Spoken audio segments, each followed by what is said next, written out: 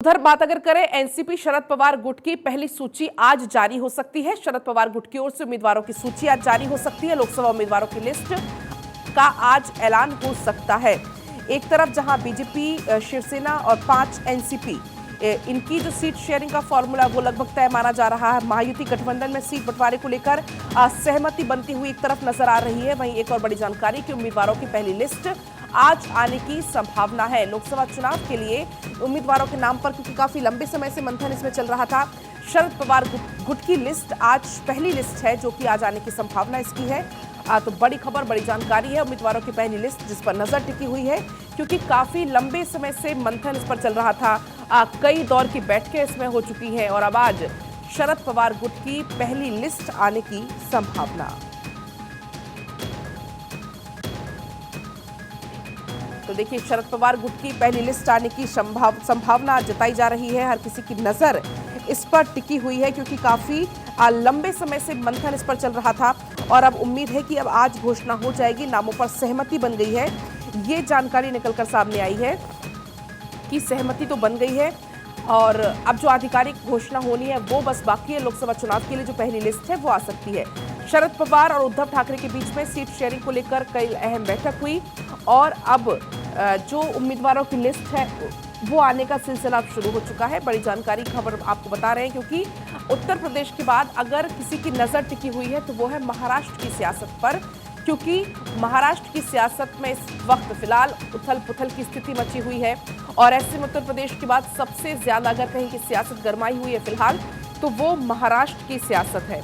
क्योंकि एक तरफ बयानबाजी का दौर भी आपने लगातार देखा कि कैसे बयानबाजी का दौर देखा हमने, और इसी बीच अभिषेक हमारे साथ जुड़ गए। अभिषेक, शरद पवार गुट की आज पहली लिस्ट आने की संभावना, काफी लंबा चौड़ा मंथन इस पर हुआ और अब आज आधिकारिक घोषणा।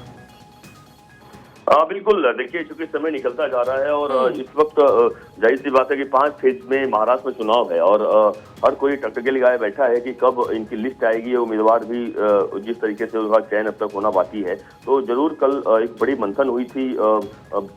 एनसीपी के यानी पार्लियामेंट्री बोर्ड की मीटिंग हुई थी। उस मीटिंग में कई सारे नामों की चर्चा हुई और सबसे खास बात यह है, देखिए अभी तक इस बात पर ही लगातार आपस में झगड़ा चल रहा है तीनों पार्टियों में। महाविकास आघाड़ी में शिवसेना, जो कि उद्धव ठाकरे की शिवसेना, उसके बाद शरद पवार वाली एनसीपी और उसके अलावा कांग्रेस की, तीनों पार्टियों में लगातार अब तक आपस में ही सीटों को लेकर चल रहा है कि कितनी सीट पर कौन चुनाव लड़ेगा। और यही कारण है कि कल जब उद्धव ठाकरे की तरफ से 17 उम्मीदवारों का नाम ऐलान किया गया, उसके बाद से एक भूचाल सा आ गया कि आखिरकार जब तक बातचीत चल रही है तो उस बीच में उद्धव ठाकरे ने क्यों नाम का ऐलान कर दिया। तो और सबसे खास बात है, पहले चर्चा थी कि एनसीपी यानी शरद पवार करीबन 6 सीटों पर चुनाव लड़ेंगे, लेकिन कल जब शरद पवार ने मीटिंग की थी तो 10 सीटों की बात हुई, 10 सीटों पर चुनाव लड़ेंगे। तो अब फैसला यह होना है कि आखिरकार कौन कितने सीटों पर चुनाव लड़ेगा। लेकिन इस बीच जरूर ये है कि शरद पवार की तरफ से कुछ नामों का ऐलान आज हो सकता है। अभिषेक, एक तरफ तो इस लिस्ट पर नजर टिकी हुई है, दूसरी तरफ एनडीए में सीट शेयरिंग पर भी सहमति बन गई है। राज ठाकरे को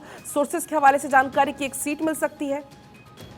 बिल्कुल, देखिए राज ठाकरे भी चूंकि कल मीटिंग की है तो देर रात बकायदा उद्धव ठाकरे से सीएम से लेके देवेंद्र फडणवीस से लेके और अजित पवार ने लोगों ने मीटिंग की और मीटिंग में कई सारे बातों पर चर्चा बिल्कुल हुई है। और क्योंकि राज ठाकरे के आने से एनडीए की मजबूती बढ़ेगी और यही कारण है कि वोट का बंटवारा ना हो, तो चाहते हैं कि राज ठाकरे साथ में आ जाए। हालांकि राज ठाकरे ने 3 सीटों की बात की हुई है, लेकिन अब तक जो सूत्रों के हवाले से आ रहा है कि शायद 2 सीटें मिल सकती है, बल्कि एक मुंबई और एक नासिक या फिर शिरडी की सीट मिल सकती है। इस पर अब तक आपस में बातचीत हुई है, लेकिन मनसे की तरफ से कहा जा रहा है या राज ठाकरे की तरफ से कि 3 सीटें कम से कम। ठीक है अभिषेक, आप बने रहिएगा मेरे साथ।